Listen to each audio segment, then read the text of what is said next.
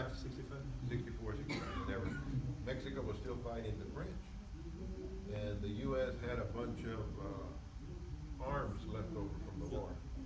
So they couldn't take them to Mexico, so they put them right there on the border, and they would tell the Mexicans, hey, there's a stash of rifles here, go pick them up. Come and get them. Yeah. And that's. And that was General Grant and I think General Sherman, wasn't it? I don't remember if it was Sherman or. Sheridan, yes, Civil War guy. Again, it's mentioned in the book that we helped supply munitions so that they could fight against the French. Again, because of the Monroe Doctrine, we didn't want the French or any other European power in here, you know.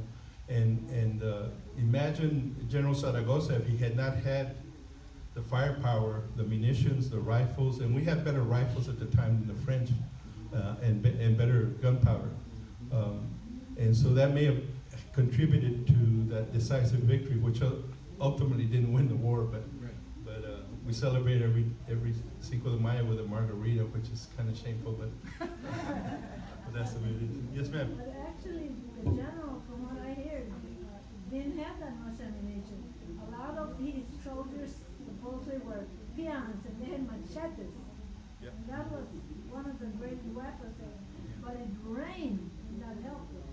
You're right, and that's why the French thought they were going to cruise right into Mexico City, because there were a lot of folks that didn't have weapons. Right.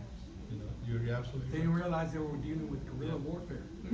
When you want to take someone's property, they fight a little harder than the people that are being paid Right. to take that Exactly. property away from them. And we haven't quite learned that at times. You know, one of the fascinating things, jumping back to El Alamo, there were a lot of mercenaries that fought on the Mexican side. And there was one particular that stood out. He was an Anglo from Wisconsin. He was a mercenary soldier, and he fought on the Mexican side During the Alamo, you said? during the Alamo. Yeah. Oh, I don't know about him.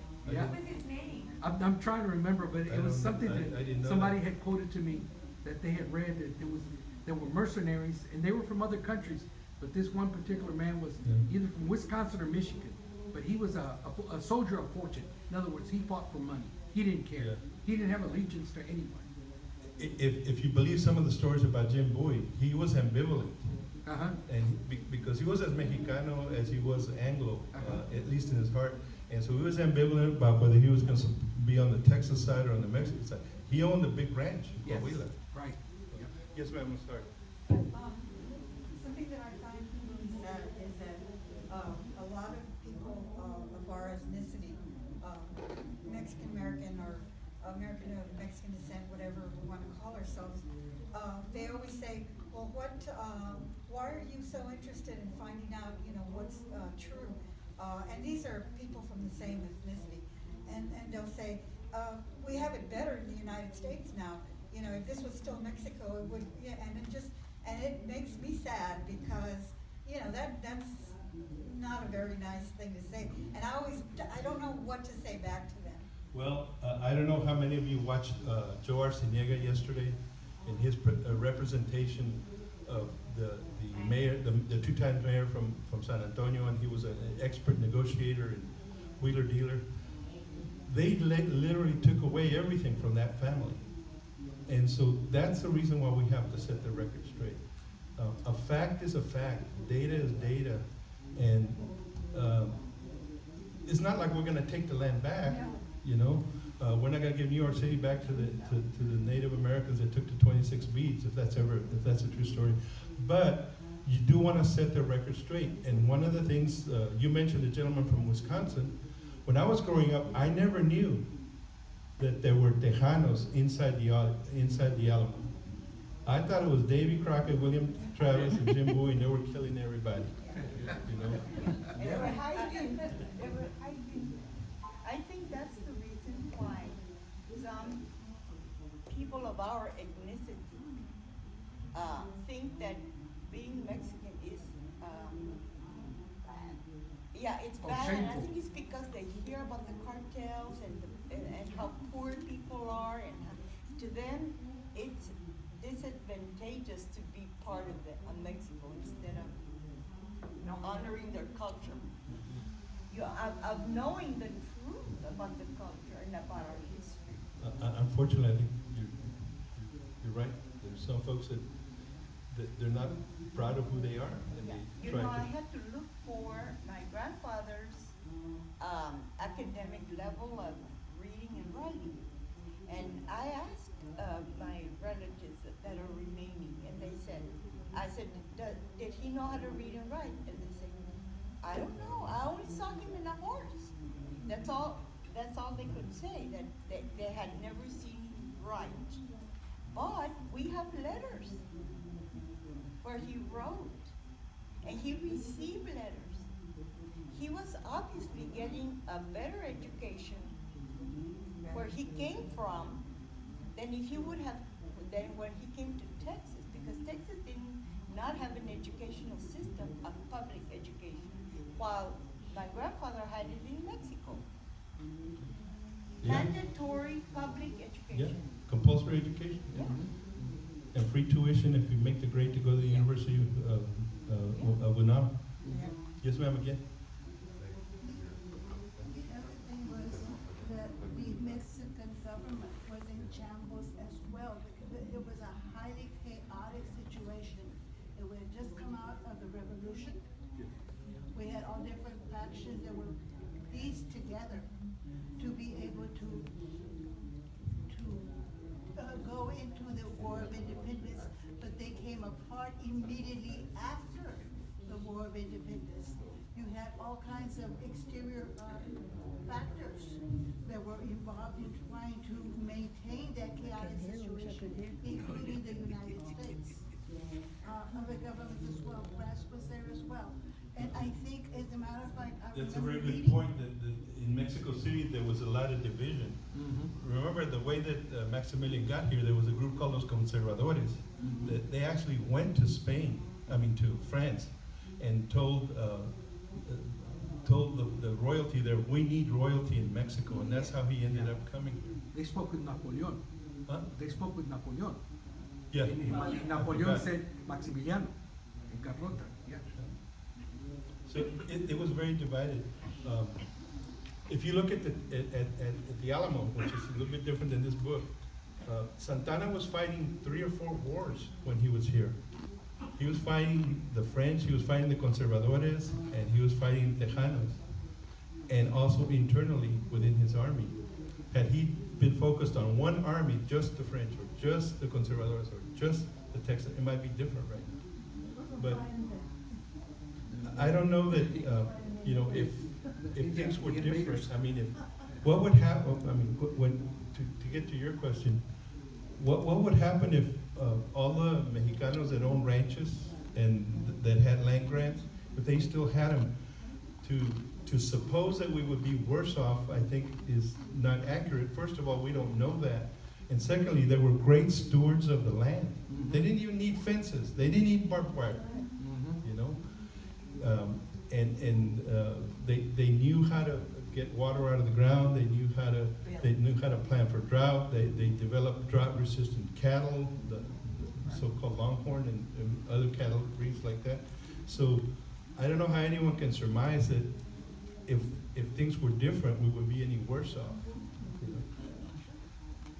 Yes, ma'am. Those people, my ancestors were born in the Refugio, my paternal ancestors. And they knew how to read and write. So my grandmother knew how to read and write, of course, in Spanish. Yet my father, who was a 3rd generation since Refugio, there was no school for him in Goliad. They didn't have school for us. Right. As a matter of fact, we couldn't even go to the high school until 1933. And that was because, and not us. I went to a segregated school until 1946, up to we moved to Houston, but they went for another 2 years. They went to the segregated school up to the 7th grade, and then in the 8th grade, they would let us go to the Anglo school. But we had no school. And oftentimes they didn't want us to be educated because as one former governor of Texas put it to the Congress, you gotta be careful. If you educate the Mexicans, they're gonna wanna be governors, and they wanna be mayors. In other words, we want the American dream just like everybody else. Right. Why shouldn't we have a crack at it? Right. No guarantees, but why should we have a crack at it? Yeah. Those people were very smart, very educated, well educated and all. They just weren't given a chance. They stole their lands. They stole ours. Yes, sir. Reading Comanche, big Comanche, and I can't pronounce the author's name, a guy from Finland. Anyway, one of the reasons the United States had so much success in 1848 war initially, the Comanches raided all up in New Mexico, horses, everything. They went in fast, that's why it only lasted 2 years. Because there wasn't much fighting. It was the further they went in, the more resistance. And they invaded by the Indians, they'd taken everything. There's, my mother is from Goliad, her roots are real, my grandmother, sorry, from Goliad, deeply rooted in there for a while. And the different branches, Garcia, Carvajal, Rubio. One of my mother's cousins, Abel Rubio, wrote the book Stolen Heritage, okay? It's very difficult to find, but it basically details the information that, based on the fact that these lands were stolen. A lot of, point back to a lot of the Irish people that came in, the McFaddens and the O'Briens and the O'Connors and stuff like that, and Welders, yeah. And the only reason he was able to do that is because when he went to the civil court to get information, they wouldn't let him in. They wouldn't let him. But he found out that all these documents that were documented by the Catholic Church in Texas, a copy was always made and sent to California or to New Mexico. The copies here were destroyed or lost. Oh, what a convenience, right? But when he went to California, he was able to backtrack. Okay, that was their Xerox method. All right, and he extracted that, and he discovered that many of our relatives that went to extract information and had something valid and could prove it, they disappeared all of a sudden. You can go to the General Land Office today, They have, and you will see all of the original land grants by name. they have nothing on that land grant. That's the family I'm talking about. That's my family. And they have nothing. The excuse that John Wade and the other guy, what was his name, gave me was that Mr. Becerra, the one that got the land grant, that he never registered his land grant. But I can't believe that because he was a very smart man. He laid out refugio for Powell or whoever. Powers. Powell, yeah. Powers. He paid taxes on his land, and yet they tell me that he didn't register. I don't believe it. I think somebody, I told them, somebody stole it out of here. That's why it's not here. Unfortunately, it happened time and time again. Yeah. That the reason they didn't register, because there was no land commission at the time. There was no Right. taxes at the time. They were supposed But to register. they did that a lot to native tribes also. They said, what do you own? Oh, from here to that pond and over to that clump of mesquite. Well, where's your deed? What? They wanted proof. Right. A lot of times they would even make the ranchers, the hacenderos, go broke. They would steal their Yeah. cattle and stuff like that, and they had to just forfeit everything because they had nothing left. We have a copy. My brother has a copy of that land grant. When they asked for the grant and where the governor approved it, there were 3 different ways of getting land grants. And I can't remember them all right now, but Serving in the military The was one of them. government would sign on the bottom and the secretary, and it was approved. And we have a copy of it. Yeah, no, I didn't mean to say that they were gonna give you back your land, but they'll have a, if it was a Becerra grant, they'll have it on there. They're not gonna give it back to Yeah, us. they're not They gonna- have information on Mr. Becerra because in 1829, he was ordered by, I think it was Governor Antonio Martinez, to take Stephen F. Austin and show him the lands. Yeah, that's He true. went on a 7-day trip and he said he was quitting because Stephen Fulton didn't want the land that had been offered to him, he wanted other. Okay. I think my time is up. I Okay. wanna thank you all very, Thank very, you. very